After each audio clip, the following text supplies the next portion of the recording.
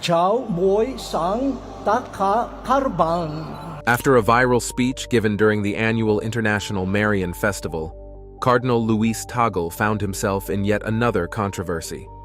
Jen Dobry Wasinskim. From wild accusations of using Pope Francis to gain more popularity to being secretly elected as Pope without the world knowing, it seems the once beloved Cardinal is now hated by everybody. So much so that he had to address these rumors in a recent interview.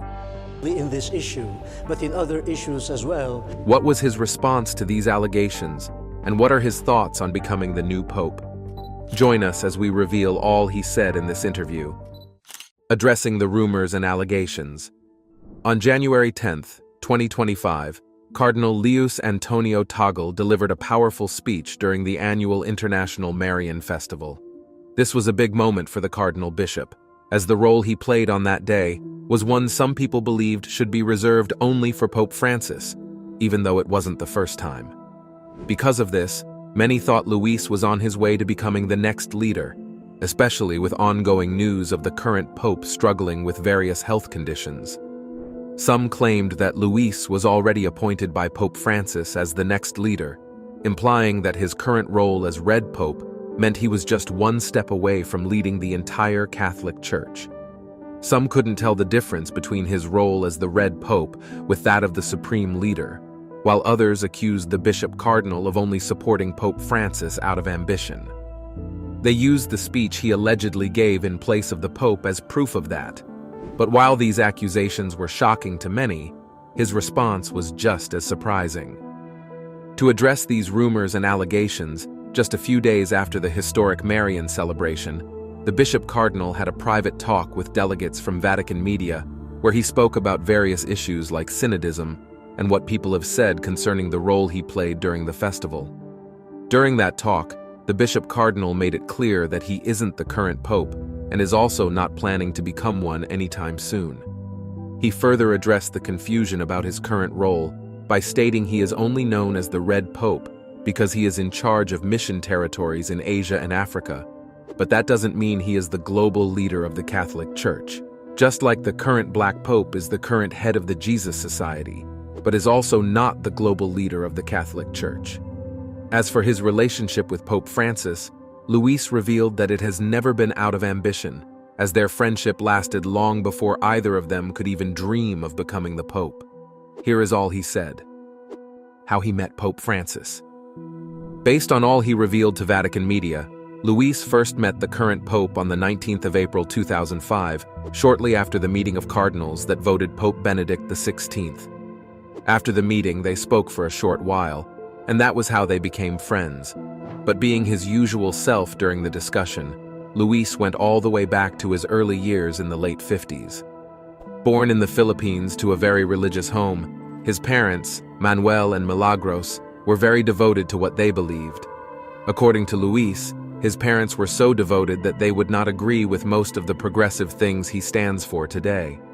Though he wasn't as religious as his parents, what made him stand out from most other children was that he loved reading.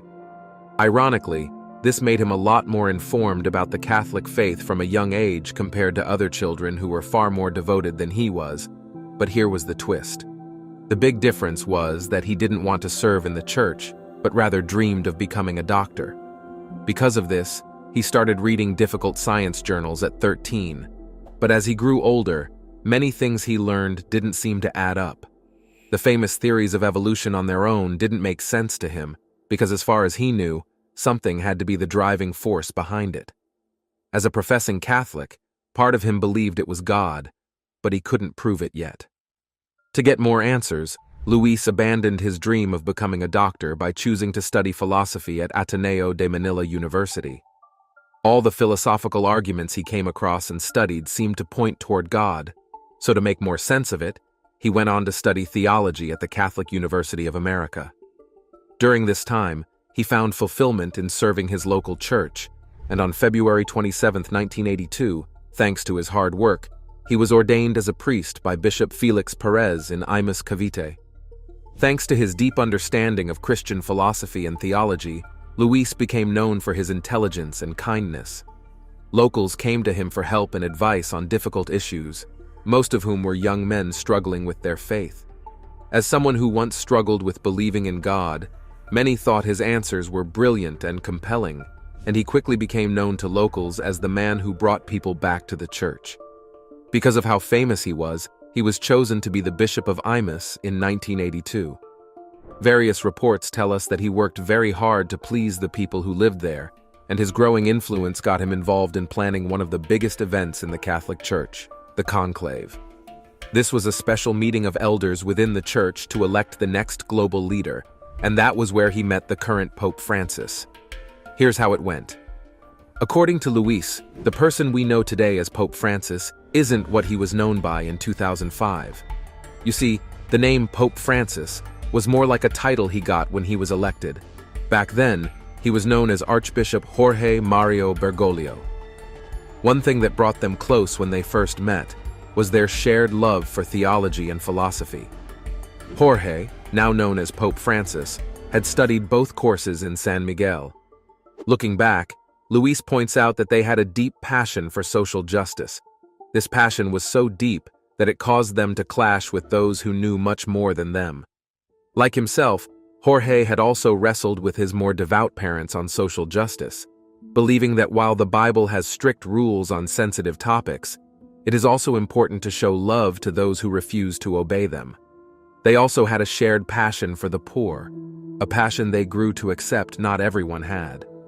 April 19, 2005, was when the conclave came to an end, and it was also the day Luis had the pleasure of meeting Jorge for the first time. Though they didn't talk much, it was clear they had a lot in common, and this was most obvious during the 2005 Synod of Bishops. During this meeting, leading church bishops from around the world had the chance to share their views on various issues within the church, and throughout the meeting, as Luis recalled, nobody reflected his thoughts better than Jorge. It seemed they agreed with each other on everything, and that was when they grew from fellow servants of the church to lifelong friends. Luis mentioned a few moments they met each other in the years after, stating how much they learned from their encounters and the little time he wished they had to hang out more. Ironically, that was the exact direction where his life was headed, as we shall see. Becoming the future pope.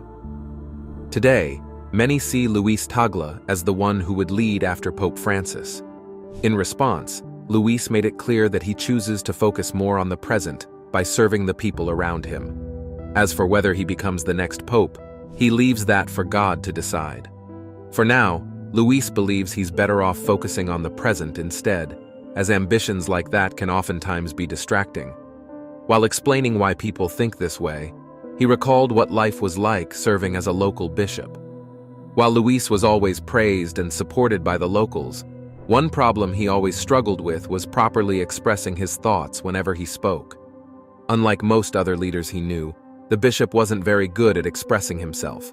Because of this, most of his best public and private talks came from several hours of writing. Luis was so good at this that he became a respected theologian, known for making the most difficult concepts easy to understand for the average person through his writings. This brought him so much fame that he was chosen to be the Archbishop of Manila, one of the highest positions in the Philippines Catholic Church. One thing many liked about his leadership was his approach to preaching what he believed. While the average preacher worked by telling people what they believed, Luis went for a more practical approach, believing the masses needed to be properly cared for before getting informed about the faith. This way, he believes, the faith can be more accessible and practical for those who don't believe it yet. This approach was very successful, bringing more people into the Philippines Catholic Church as time went by. Thanks to these efforts, Luis was promoted by Pope Benedict to the role of Cardinal on November 24, 2012, and this was just the beginning. On February 28, 2013, after a few major struggles with his health, Pope Benedict stepped down from his role, leading to the next meeting of cardinals that would elect the next pope. Luis Tagle was one of the cardinals who voted that day, and thanks to his support and many others like him, his friend Jorge Bergoglio was elected as the new pope, now known to the world as Pope Francis. May 23, 2019, started a long streak of events that sparked the first rumors of Luis becoming the next pope, as he was elected president of the Global Confederation of Catholic Relief Organizations, commonly known as the Caritas Internationalis. Though Luis didn't speak much about how it happened, rumors indicate the vote difference was by a large margin, implying that many leaders in the Catholic Church are on his side. Although the job didn't last for long, things got even more interesting when Pope Francis and many elders in the magisterium appointed Luis as prefect of the Congregation for Evangelization of Peoples, an office known to many as the Red Pope. This gave him rulership over all missionary efforts in Asia and Africa, and he accepted his role officially on January 6, 2020. During that time, many people within the Catholic faith didn't agree with Pope Francis on a lot of the things he advocated, like blessing pride couples, directly addressing climate change, changing immigration policies, and allowing divorced Catholics to participate in sacraments. In response to this, from early 2021 till late 2024, Cardinal Luis encouraged all leaders to align with Pope Francis on these issues, believing the Catholic Church would only thrive when all leaders put aside their differences and cooperate, and then came the accusations. After his first open statement about this, many opposing Catholics and a few supporting Protestants found the Bishop Cardinal's statements repulsive, with some of them believing he was only doing this to secure his role as the next pope. Pope Francis made a whirlwind visit to the revered Catholic shrine of Fatima in Portugal, where Virgin Mary appeared to 3 shepherd children in 1917. They said she gave them 3 messages. And a third secret more recently revealed to be the assassination attempt on Pope John Paul II, which happened on May 13, 1981. As we approach the 110th anniversary of the apparitions of Our Lady of Fatima, the current global situation continues to push many to demand clearer explanations of the third secret of Fatima that she benevolently shared with the 3 young shepherds in 1917. With a clear understanding of his papal position in the midst of these prophecies, Pope Francis has finally revealed some truths about the third secret of Fatima. What is the significance of these truths to humanity's future? What significance do these papal revelations hold, and how can we respond to them? Join us in this video as we unravel everything you need to know. On May 13, 1917, in Cova de Iria, 3 children were tending their flock of sheep when they witnessed the supernatural apparition of a beautiful young lady. Lucia, Jacinta, and Francisco were given the secrets of Fatima on July 13, 1917, but it was kept secret until July 1941, when Sister Lucia shared the first 2 secrets as directed by the bishop. Much later, Saint Lucia revealed the third of the secrets that have led to various controversies since its release. Now the Pope has shared some profound revelations on the secrets to guide us on what is next. Before we delve into the details of what the Pope shared, let's explore some details about how the secrets came to be. Custodians of the secrets of the Fatima. The secret of the Fatima was revealed to 3 children on the 13th of May in 1917. They were young shepherds of Aljustrel village, somewhere around Fatima in Portugal. While they tended some of their flocks at the Cova da Iria, they experienced something unusual. It was about noon. They had just finished reciting the rosary, and they decided to have a playtime building little stone houses. At the time, these 3 cousin shepherds were aged 10, 9, and respectively. The first was Lucius de Jesus, and her cousins Francisco and Jacinto. These 3 children had a spectacular experience when a great light suddenly appeared before them. It wasn't familiar, and they made to leave because the only thing their little minds could relate to it was that the bright light was lightning. Then again, another flash of light appeared in the clearing before them, and this time, a lady described as brighter than the sun appeared before them, just above a small holm oak. She had a white rosary hanging from her hands, and she began to speak to them. Now, what did she tell them? The lady wanted them to come to the Cova de Iria on every 13th day of the month for the next 5 months. The children went back in the first 3 months, but after they began sharing their experience of the lady's visit with others, they were believed to be telling lies. This made the mayor of Nova de Urem take them away in a bid to make them confess that they were lying. Outside the designated meeting site with the lady, they had another unexpected apparition while grazing their flock in Valinhos, another village about 500 meters from their village, on August 19th. The earliest known apparition of the Virgin Mary isn't quite an apparition at all. It's more a bilocation. Our Lady appeared while she was still living. Subsequently, they returned to the Cova de Iria on the 13th of September and October. By the last visit, the news of the apparitions had spread, and about 70,000 people were present on the last day to experience the apparition with them. In the presence of the people, the lady told the children that she was Our Lady of the Rosary and requested that they build a chapel in her honor right on that site. This chapel was built and named the Chapel of the Apparitions and is still on the site. But did this happen on mere accounts of the children's experience? Absolutely not. Most people didn't believe them. At that time, about 30,000 people gathered to experience the apparition as the children claimed. This made the Blessed Lady promise the children that a miracle would happen the next month so that all who doubted would believe them. In fulfillment of this, after a rainy day, they saw the sun emerge behind the clouds like a disk, bright with various beautiful colors that were easy to look at, which was in itself a miracle, as no one can look at the sun shining with such intensity without it being a miracle. After this, it spun like a fireball as though it would fall to the ground for 10 minutes. This nearly unbelievable miracle was witnessed by thousands of people, and it became known as the miracle of the sun. Everybody was saying that if the miracle did not happen, the whole family would die. And so he stayed home. He was afraid. And because he was afraid to die, he wasn't there when the miracle of the sun occurred.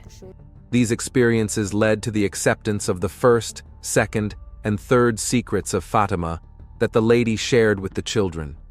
So, what were these secrets? You're about to find out. Unveiling the secrets of Fatima. While 3 children received the secrets from the lady, only one of them was able to share what the lady said to them. Shortly after the apparition experience, something devastating happened in Fatima, leaving only Sister Lucia to recount the secrets that the lady had shared with her and her cousins. Francisco and Jacinta had died 1 year apart from each other due to the outbreak of the flu in Fatima. Although severely ill, Francisco spent most of his years after the vision offering his life as a penance to console the Lord, despite his health. Jacinta also suffered a similar fate as she spent her time praying and offering her sufferings for praying for peace in the world, the unsaved, and the Holy Father.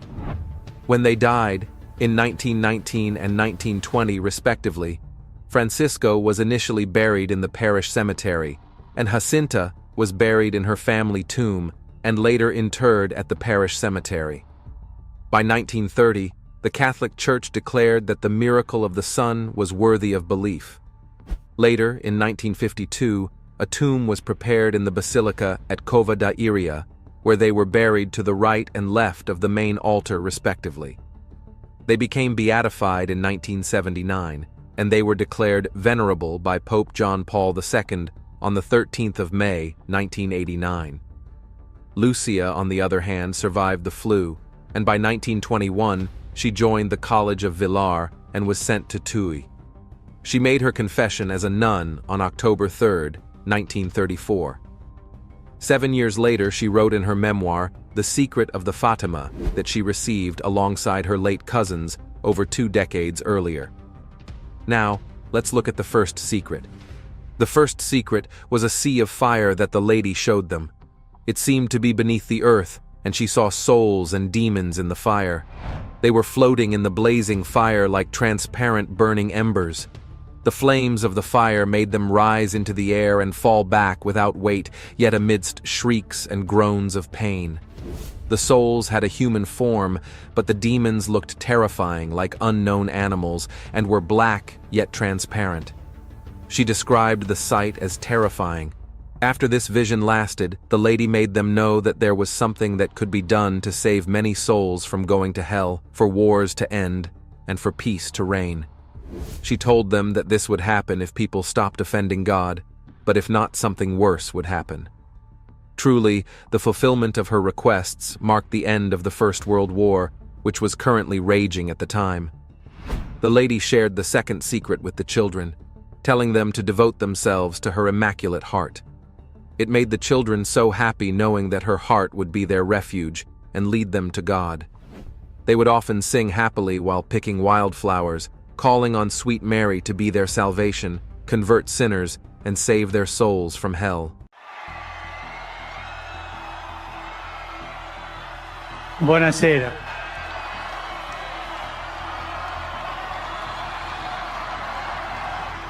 As a leader of the Catholic Church, it is expected that the Pope upholds traditional church doctrine. But with Pope Francis, the case is different. Francis is the first pope from the Americas, the first of his name, and more than any other pope in recent memory, has dedicated his life and ministry to the poor, the peripheral, and the forgotten. As instead, he has been challenging and reforming these beliefs, an act that has earned him more hate, direct attacks, opposition, and backlash from the leadership of the Church. Protecting a pope who wants to be accessible to the public is never an easy task.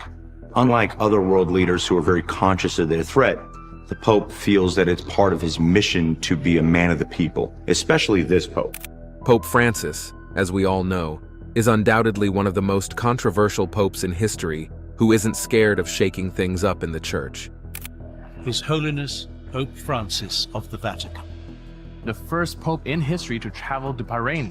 قداسة البابا فرانسيس بابا الفاتيكان. His Holiness Pope Francis of the Vatican. His attempt and approach towards the Church Reformation have been so outlandish that, at some point, his beliefs were questioned, and he was heavily accused of being heretic. Newsflash, he's at it again. As in a recent event, he was found making some really terrifying revelations about Jesus and the Bible. What did he say, and why is it raising this much dust in the Christian community? Let's find out. Pope Francis and the controversies surrounding him. On May 21, 2018, Juan Carlos Cruz, a courageous whistleblower who was a victim of Chile's shocking clergy sex abuse scandal, had the chance to meet with Pope Francis himself at the Vatican. This is a big story. A whistleblower in Chile's clerical sexual abuse scandal, which was huge, covered up, and disgusting. During their private conversations, Cruz openly shared with the Pope about his homosexuality. He went further to tell the Holy Father how the bishops back home in Chile had shamefully tried to use his sexual orientation against him in a cruel attempt to discredit his testimony, an act that took a heavy toll, causing him immense pain. But guess what Pope Francis's response to him was? Juan Carlos, that you are gay does not matter. God made you like this and loves you like this, and I don't care. The Pope loves you like this. You have to be happy with who you are. They had painted me in such a perverse that I was just this And I said, Holy Father, I'm not a saint, but I certainly want to be a good person. And he said, Juan Carlos, God made you like this. God loves you like this. The Pope loves you like this, and you should love yourself. In yet another remarkable instance, the Pope sent a letter of appreciation to an American nun who has dedicated the past 50 years of her life to ministering to LGBTQ Catholics, and who over 20 years ago was investigated and threatened with being barred from her sacred work for standing up for the LGBTQ community. Are you surprised he did this? Well, you're not the only one who feels this way. Many people, especially the leadership of the Catholic Church, were shocked to their core and left dumbfounded when they heard the report so much that the Vatican refused to give an official statement either to debunk, affirm, or address the statement. But guess what? This is not the first time he's made controversial statements that have shaken the church leadership. But his recent revelation about Jesus and the Bible was so terrifying. However, before revealing what he said, let's give a little backstory about the Pope and his controversiality. While the Catholic Church has had some really notoriously controversial popes in the past, such as Pope Alexander VI, who flouted his sacred vows by taking multiple mistresses and fathering many children, Pope Stephen VI, who went as far as to exhume the corpse of his predecessor, put the dead man on trial, and then have his body mutilated and dumped into the Tiber River, Pope Leo X, whose lavish spending on Renaissance artworks caused great outrage. Pope John XIV, whose adultery transformed the papal palace into a brothel. Pope Sergius III, who purportedly had a rival candidate for the papacy assassinated to secure his election. And Pope Benedict XVI, known for his violent tendencies.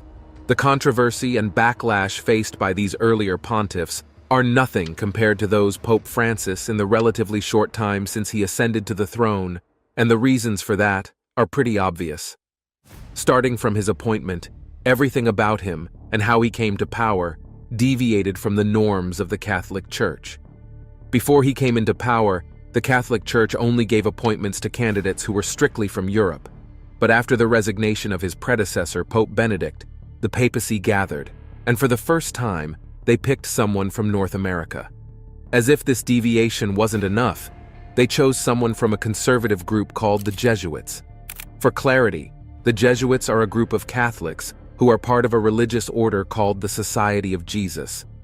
They were founded a long time ago, in the 16th century, by a man named Saint Ignatius of Loyola. They are known for being very dedicated to education, missionary work, and deep thinking about religious and philosophical ideas. For a long time, the Jesuits were not considered for any leadership position in the Catholic Church, especially that of the Pope. This was because some other Catholic leaders and groups were suspicious of the Jesuits. They worried the Jesuits might try to gain too much power and influence over the Pope and the whole Church. Some people also thought the Jesuits were too focused on academics and book learning, instead of focusing enough on the Church's everyday practical work. Other Catholic groups, like the Franciscans and Dominicans, also didn't want the Jesuits to have too much control. They wanted to ensure the Church's power and influence was spread out, not all going to the Jesuits. But then, in 2013, all of that changed. For the very first time, to the astonishment of Catholics, Francis was chosen to be the Pope. This was really surprising because it broke from the long tradition of not picking Jesuits for this important job. What happened? Well, over time, the Jesuits had become more accepted and respected within the Catholic Church. The group of cardinals who chose the Pope felt that Francis's own personal qualities and leadership style were exactly what the Church needed at that time. So they were willing to look past the old concerns about the Jesuits and chose one of them to be the Pope. But less than a year after his appointment, they started to question their decisions because yes, he did turn things over, but not in the way they wanted it. When Pope Francis took office, he really shook things up both in the Catholic Church and the world government. He started challenging and going against some of the core traditional beliefs that the Church had held for a very long time. One of the first things he went after that riled up the Church the most was his controversial teachings about how the Church should be, particularly focusing on the Church's focus on personal morality and strict theological rules. He criticized the economic systems that allow so much inequality to exist and said the Church needed to care more for the poor and fight for the marginalized people in society. He wanted the Church to be more focused on real-world social justice issues instead of just telling people how to live their personal lives. Not stopping there, his next point of interest was with issues that were bothering the environment. Previous popes hadn't really cared about things like climate change and protecting the planet, but when Francis came in, he issued a significant document calling on the Church to be a leader in environmental stewardship, saying that the Church had a responsibility to speak up and take action on these critical issues. To the dismay of the Church leadership, he also worked to decentralize power and authority within the Church. Instead of everything being tightly controlled from the top, he gave more autonomy and decision-making power to local bishops around the world, creating a big change from the very hierarchical and centralized way the Church had operated for a long time. It was a significant shift that surprised many people in the Church. Increasing the tension, in a speech he gave during Christmas in 2014, he said some really important things that went against how the Church had traditionally operated. One of the problems he tackled was something called clericalism. Clericalism is when the priests and other clergy in the Church start to think they are more important and powerful than everyone else. Displeased, Pope Francis said this is like a disease, like leprosy, that is really hurting the Church. Then, He went on telling the church leaders, especially those working in the Vatican, to get rid of the 14 bad habits and temptations, like feeling indispensable, wanting to be rich, living a double life, and even forgetting about God. His reason for saying this was born out of his desire to see a massive change in the church, as he wanted her to be more focused on serving the people instead of the leaders' power and wealth. Doubling down on that, he dropped a bombshell when he said he saw the church like an upside-down pyramid, with the regular members, the regular people, as the most important, and the Pope and bishops as the less important, as he wanted the church to be a place where everyone works together, not just the leaders telling everyone what to do. In another instance that bewildered the church leaders, he asked that priests give communion to women who had previously had abortions. Then, the most shocking was when he said trying to convert everyone to Catholicism wasn't right, that there is nothing like a particular Catholic God, but that there's only one true God. Do you wish to offer yourself to God, to endure all the suffering He may please to send you, to help atone for the sins by which He is offended, and to ask for the conversion of sinners? She made them understand that God intended to establish the world's devotion to her Immaculate Heart. She promised to be with them always and comfort them and lead them to God through her heart. She guaranteed them that her Immaculate Heart would triumph in the end, ensuring that they were facing the route to heaven. She shared with the seers that a worse war would break out during the pontificate of Pius V. She also gave them a sign to prove it. They would see an unknown light illuminating a night as a sign that God was about to punish the world with wars, famine, and persecution for all of its crimes. The only way to prevent this from happening was to consecrate Russia to her Immaculate Heart and offer the communion of reparation on the first Saturdays. Upon heeding her request, peace would be restored and Russia would be converted. Without this, the world could expect wars, persecutions of the Church, and martyrdoms. If the Holy Father consecrated Russia to him, the world would enjoy a period of peace, she said. Now that we have the first two secrets, let's move to the last one, the third secret of Fatima. When Lucia shared the third secret, she wrote it in a sealed envelope, because although she was compelled to share it by her bishop, she didn't think it was time to reveal it yet, as she felt it should be left till a much later time when the secret would have a proper context to be explained. After about 19 years, the sealed letter was opened in 1960, but it wasn't revealed until about 40 years later, in the year 2000. In the vision, she saw an angel with a flaming sword, and the flames flashed as though they would set the world ablaze. The angel was on the lady's left and held the sword in his left hand. The fury of the flames that emanating from the sword was swamped in the splendor of the lady's radiance from the direction of her right hand. At that, the angel kept shouting for penance, then an immense light appeared before them. She saw an image of someone who looked like the bishop, dressed in white, in immense light, similar to how people appear in a mirror when they pass in its front.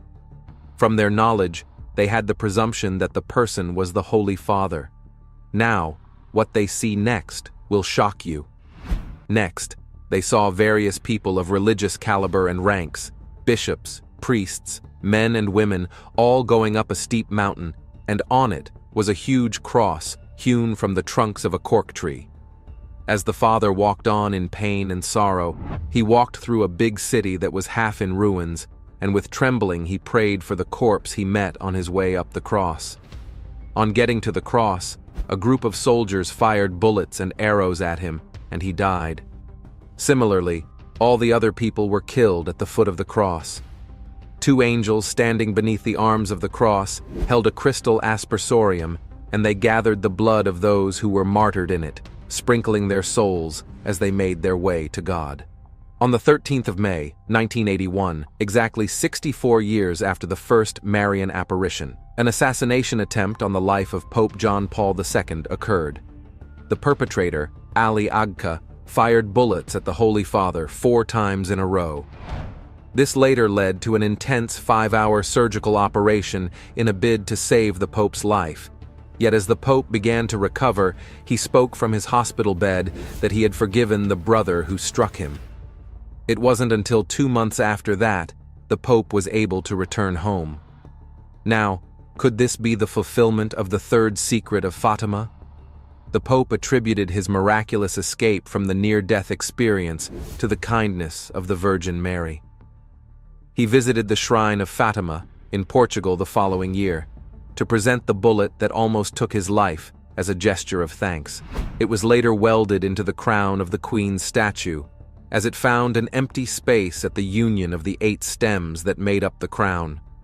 Some have attributed these miraculous events to be the fulfillment of the third secret of Fatima.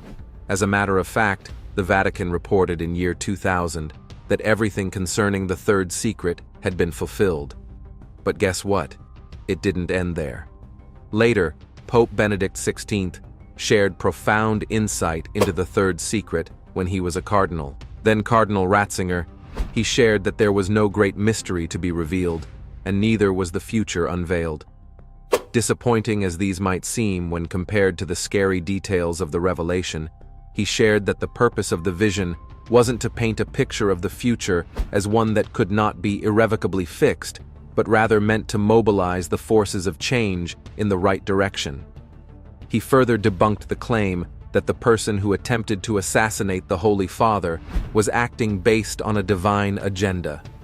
It also cleared the air about Ali Agar's lack of choice in the scheme of things, as some have assumed.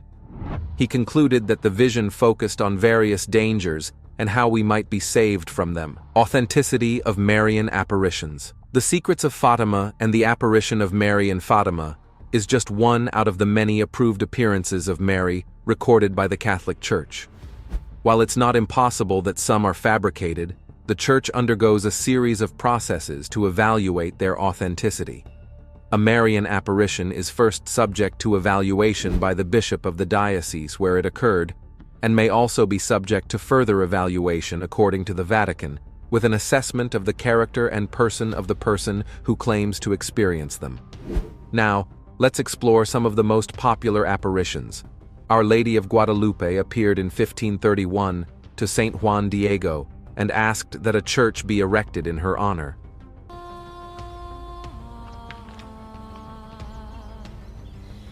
Juan Diego, Tlashikaki na Shakoyo Juanzin. Kampa intimawika.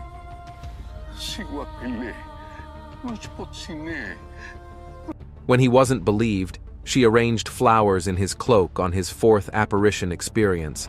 When he went back again to raise the petition, something interesting happened.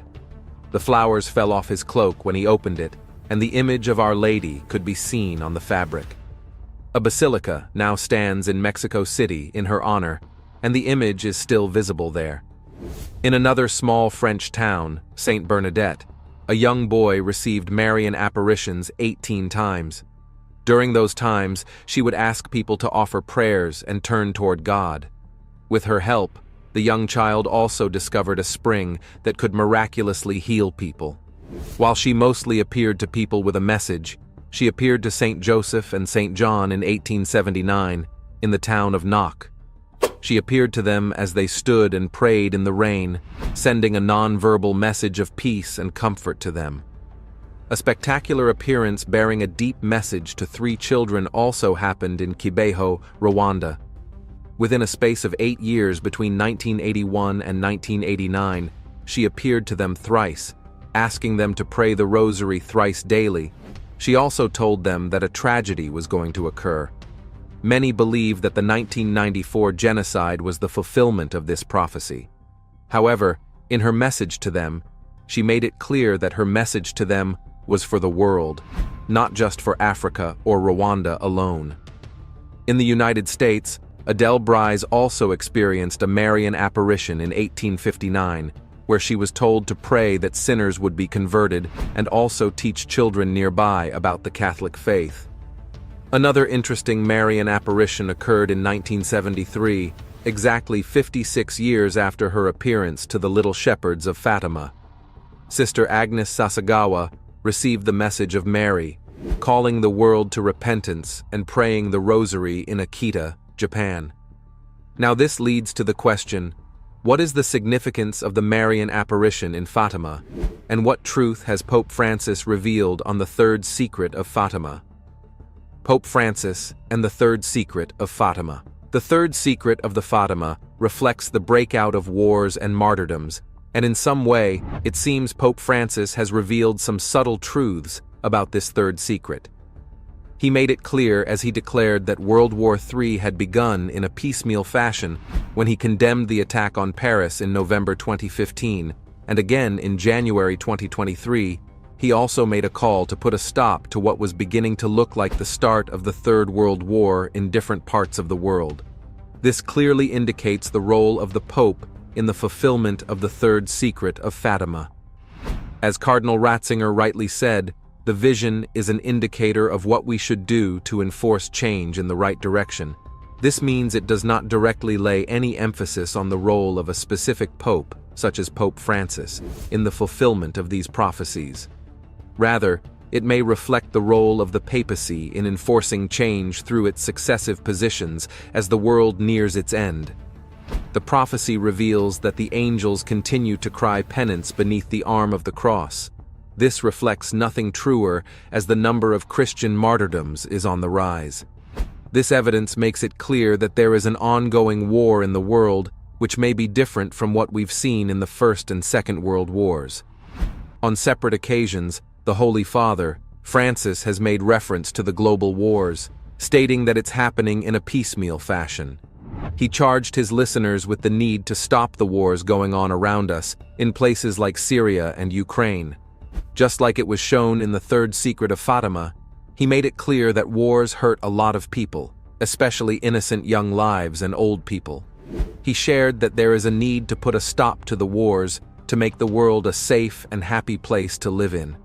In his charge, he pointed out the need to establish reforms for the people who have been victims of war, for them to live happy lives again. With these, it becomes even clearer that the papacy is truly an agent of change in shaping a future for mankind as revealed in the third secret.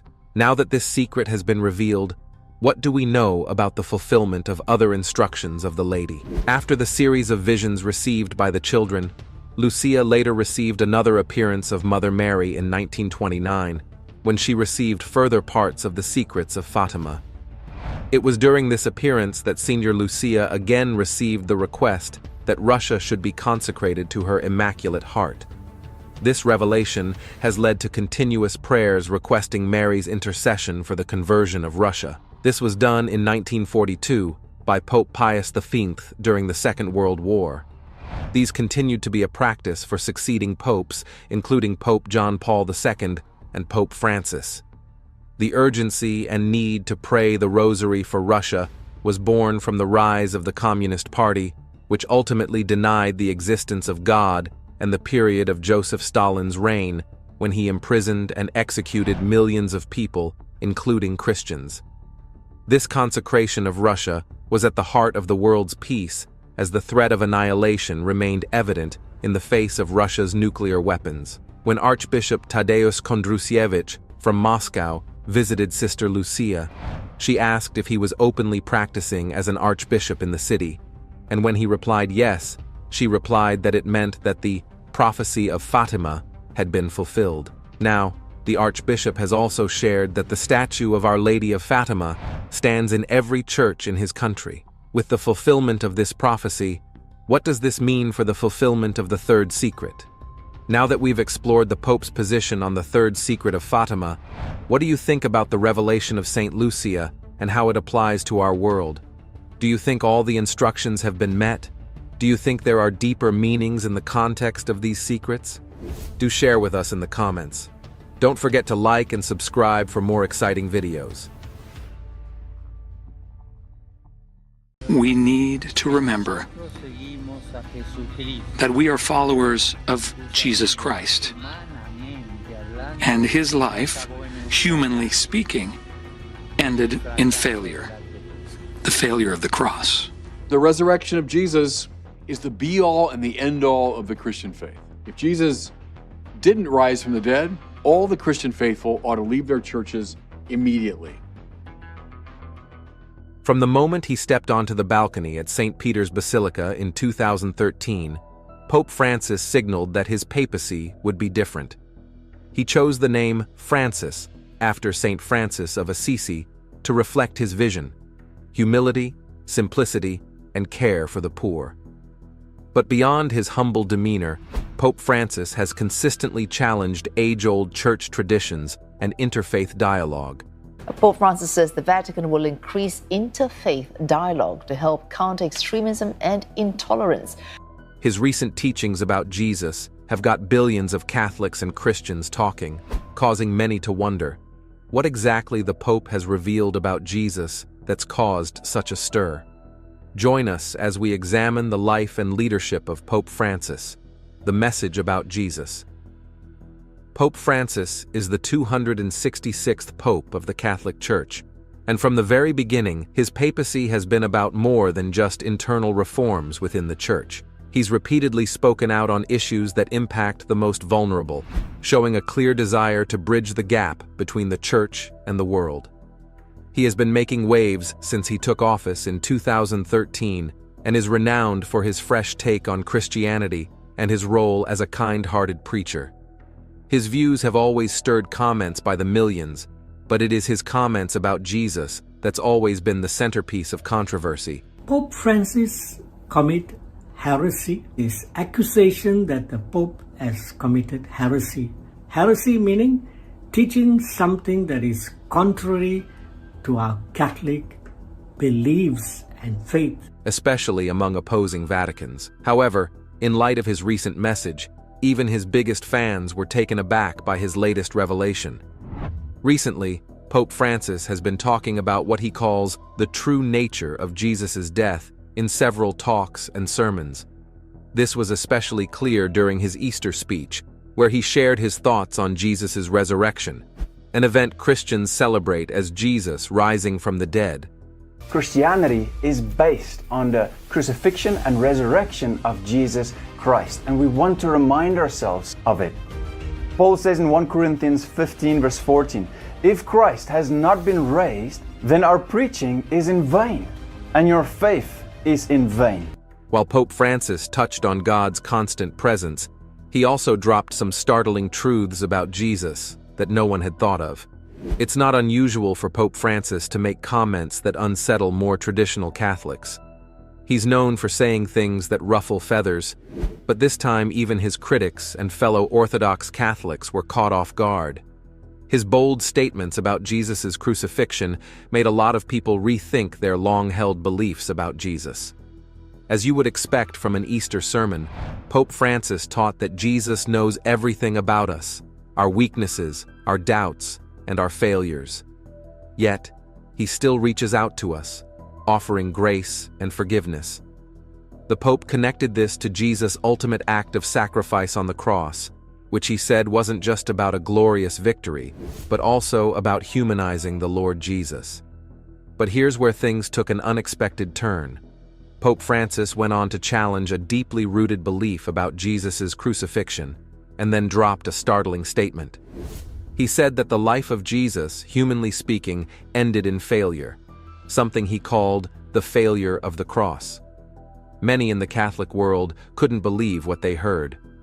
Was the Pope really suggesting that Jesus' crucifixion was a failure? In fact, Pope Francis further explained that this failure was precisely the point. What Pope Francis said was that the crux of it, if I could just summarize it in a sentence, was that Jesus was a failure. Jesus going to the cross, he failed. He taught that Jesus experienced the deepest human suffering and abandonment, and yet through that, he offered the greatest gift, eternal life and forgiveness. This interpretation challenges the traditional view of Jesus' death as a triumphant event, and instead frames it as the ultimate example of humility and sacrifice. It emphasizes that true power doesn't come from avoiding suffering, but from facing it head-on with love, compassion, and forgiveness. The Pope's words resonated with many, especially those who felt abandoned or broken in their own lives. But for others, it raised questions. Is this a new direction for the Church? Doesn't this teaching undermine centuries of Christian teachings about the power of the resurrection? An even bigger surprise is that Pope Francis didn't shy away from these tough questions, urging believers to think more deeply about what it means to follow Jesus and to find hope, even in failure. This revelation from the Pope stirred discussions worldwide. It called on people to reflect on the nature of their faith, challenging them to see beyond the surface of religious traditions and delve into the heart of Jesus' message: love, humility, and the power of redemption in the face of human weakness. He shared that Jesus didn't die as a punishment for humanity's sins, but rather out of profound love and solidarity with the oppressed. According to Pope Francis, the crucifixion wasn't about punishment or wrath from an angry God, but rather Jesus showing the ultimate expression of love by standing with those who suffer. This teaching turned centuries of traditional understanding on its head. Jesus isn't on the cross just taking our spankings. The Catechism of the Catholic Church tells us that it's love. Why can such a polarizing figure in the faith be the centerpiece of global controversy? The answer to this lies in the approach of the papacy. Pope Francis's unique style of leadership is affecting different quarters differently, and we will now take a deep dive into how Pope Francis leads the Catholic Church. Style of leadership. According to Pope Francis, to live is to encounter. Pope Francis has emphasized that the key to understanding his papacy is to look at the life and teachings of Jesus Christ. Like Jesus, Pope Francis seeks to model a life of humility, inclusion, listening, forgiveness, and presence with those on the margins of society. Unlike past popes who lived in luxury, he chose to stay at the Vatican guest house instead of the opulent apostolic palace. He also dresses very modestly, showing he's not into fancy things or wealth while serving as pope. Pope Francis has been big on protecting the environment and treating everyone with kindness. He believes the church should welcome everyone, no matter their background. He's even tried to build bridges with non-Catholics to promote understanding. Some traditional Catholics have found his inclusive approach a bit controversial, especially since they see the church as a place for a select few.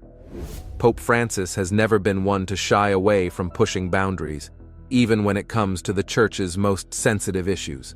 From the moment he stepped into the papacy, he began challenging long-standing traditions and encouraging open discussions on topics that had been considered off-limits for years. While he's open to modern ideas, Pope Francis has made sure to keep the core teachings of the Church. He's known for standing up for those in need and caring deeply about helping the poor. Pope Francis reflected on the need to be fluent in the universal language of charity. He said all people, Christians and non-Christians alike, must try to help those in need, physically, mentally, and spiritually. As he put it, some of the happiest people are those who have the least. His new perspectives have sparked debates about whether the Church should stick to its old ways or adapt to the modern world. Not everyone is on board with his fresh takes on the Bible and Jesus, and his papacy has played host to some of the dramatic reactions from even the clergy elders. Also, Pope Francis hasn't been shy about his views on capitalism. He's made it clear that people in poverty shouldn't be left out of the conversation. He's also said that obsessing over material stuff, like phones, cars, and money, pulls people away from God. He believes everyone should have equal opportunities and live in a fairer world where the rich and poor are on more equal footing. This idea really resonated with those who care about justice, but others felt he was leaning too much into communist ideas. Another point of interest about his style of leadership is in the modernization of the papacy and interpretation of the Bible, which we will examine later in this video. As a quick example, he's talked about the creation story from Genesis. In the beginning, there was darkness, and then there was light, as more than just a simple origin tale. He believes it's a powerful story that teaches us about our special relationship with God and our responsibility to care for the planet. According to him, digging deeper into these biblical stories can make their lessons more relevant today, but not everyone's on board. Some conservative folks think the Bible should be taken literally, without trying to uncover any hidden meanings. They worry that a deeper look might lead to changes in the Church's core beliefs. On the other hand, supporters of Pope Francis argue that exploring these deeper meanings can make the Bible's teachings more applicable to modern life. Pope Francis has faced the tough task of balancing traditional Catholic doctrines with a push for modernization. He encourages Catholics to look deeper into Bible stories, suggesting that they hold important lessons for today's world rather than just sticking to the surface-level text. Public contentions about Pope Francis's papacy. Pope Francis has stirred up quite a bit of controversy with some of his recent takes on the Bible. He has a simple approach of meeting people where they are, not where the Church says they should be, and this has been the bedrock of controversy both within the Vatican and beyond. One of his most talked about positions is his openness toward the LGBTQ+ community. All right, an update now on Pope Francis, who has been hospitalized for 13 days now for pneumonia. Have you heard the shocking news about Pope Francis? Rumors are swirling that something big is brewing in Rome, and it could change the Church forever. The partnership of Pope Francis and Luis Tagle is legendary, but fresh reports claim a dramatic twist is on the horizon. Some say Tagle might become the next big name to watch. Others worry about pushback from critics. Are you absolutely ready to uncover the secret that has everyone talking right now? Cardinal Tagle's rise. Cardinal Luis Antonio. Tagle's rise within the Catholic Church has been marked by humility, service, and a passion for reaching ordinary people. Born in the Philippines, he quickly gained a reputation for his gentle style and focus on grassroots ministry. When he became Archbishop of Manila, many were struck by his hands-on approach, spending time in slum areas and comforting disaster victims. That personal touch, guided by empathy, set him apart from more traditional church figures. Tagle's reputation soared after his response to Typhoon Haiyan in 2013. He not only dispatched aid but visited affected communities, holding hands with survivors and sharing their grief. This commitment to direct engagement earned him loyal followers and attracted attention from Pope Francis, who saw echoes of his own ideals in Tagle's leadership.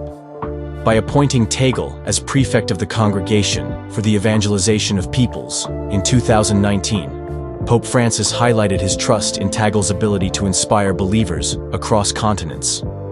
The role, often called the Red Pope, oversees missionary efforts in essential growth regions such as Asia and Africa. Many see this position as a key step toward even greater responsibilities.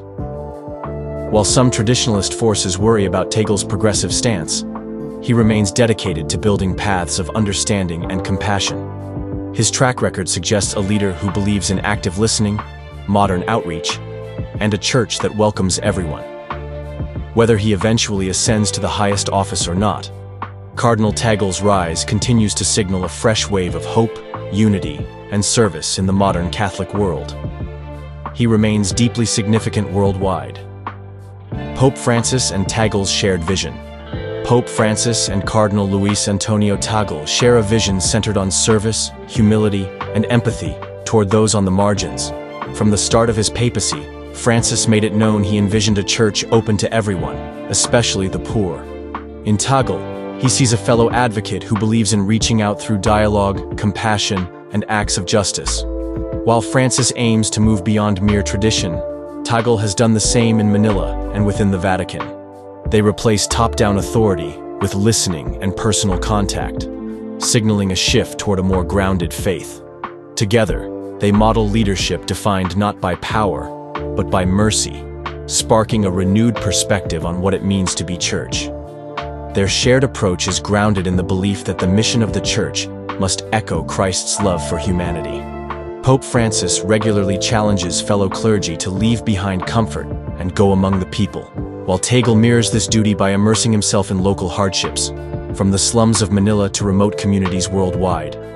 Both men champion simpler lifestyles, focusing on prayer, compassion, and genuine friendship rather than formality. Their vision also extends to interfaith dialogue, seeking unity across religious lines. Despite resistance from more traditional sectors, they continue to make the church more relevant by addressing pressing issues like poverty, climate change, and migration. By placing mercy over judgment, Pope Francis and Cardinal Tagle invite all believers to see faith as a living act of service. In doing so, they redefine how the Church engages with our evolving, diverse world. Speculation about Tagle's future. Speculation about Cardinal Luis Antonio Tagle's future is intensifying across the global Catholic community. Ever since Pope Francis appointed him as prefect for the Congregation for the Evangelization of Peoples, many have wondered if Tagle could be the next face of a rapidly evolving church. His heartfelt approach and grassroots focus mirror Pope Francis's own ideals, prompting talk that he might step into an even more influential role. Yet uncertainty remains. Traditionalists question whether Tagle's progressive style might disrupt centuries-old doctrines, while supporters applaud his willingness to engage with modern social issues. He famously led relief efforts in disaster-stricken regions, shaping an image of a church rooted in real-life struggles rather than distant authority. Some Vatican insiders point to Cardinal Pietro Parolin, known for his diplomatic expertise, as a more conservative alternative. For Tagle, rising beyond his current position could mean guiding the Church toward expanded outreach in Asia and Africa, communities where Catholicism still flourishes. However, ongoing tensions between reformers and traditionalists create obstacles for any swift transition. Pope Francis has not publicly named a successor, leaving significant room for debate. Still, Tagle's supporters believe his genuine empathy, theological insight, and unwavering dedication could reshape the papacy. Others argue that a more moderate leader would offer reassurance in uncertain times. While it remains unclear how Vatican politics will unfold, Cardinal Tagle's evolving role continues to spark fascination worldwide. For now, Catholics watch closely, debating whether his compassionate leadership will become the defining hallmark of the Church's future. The outcome could determine whether he becomes a transformative figure forever remembered. Tagle's global influence. Cardinal Luis Antonio Tagle has emerged as a key figure bridging cultural divides while shaping the Catholic Church's expanding global reach. Born in the Philippines, he quickly became well known for his ability to connect with everyday people, highlighting compassion over formality. This approach resonates strongly with Pope Francis's own ideals, placing Tagle at the forefront of missions extending across Asia, Africa, and Latin America. As prefect of the Congregation for the Evangelization of Peoples, sometimes called the Red Pope, Tagle oversees vast missionary efforts that reach millions. His gentle listening style invites dialogue even in areas facing religious or cultural strife, emphasizing that the Church should adapt to local realities rather than impose rigid structures. This inclusive mindset has garnered admiration worldwide, particularly in communities where Catholicism is steadily growing. Beyond these missionary roles, Tagle promotes social justice initiatives, advocating for refugees and the poor. By partnering with global relief organizations, he stresses the Church's duty to respond to crises of poverty and displacement.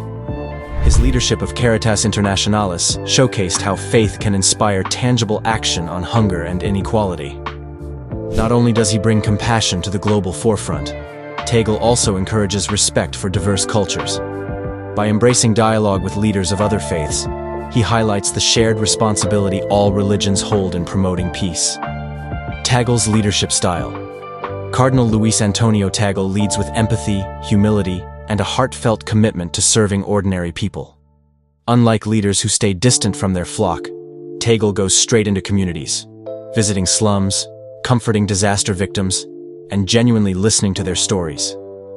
This hands-on approach has shaped his leadership style, reflecting a simple yet powerful belief. Authority is best exercised by serving those in need.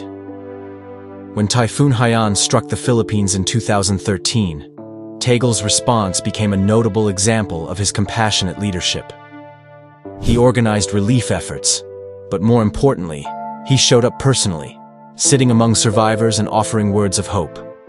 By prioritizing presence and connection, he underscored how leaders can inspire trust and unity simply by being close to the people they serve. Tagle also champions an inclusive view of the Church, encouraging open dialogue rather than imposing top-down directives.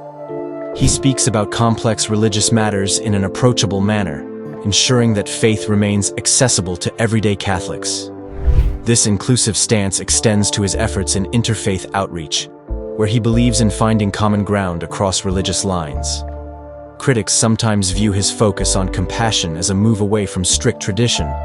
But Tagle maintains that authentic church leadership must address real-world struggles. He blends genuine warmth with a strong commitment to Catholic teachings, insisting that faith and service are inseparable. Traditionalist resistance.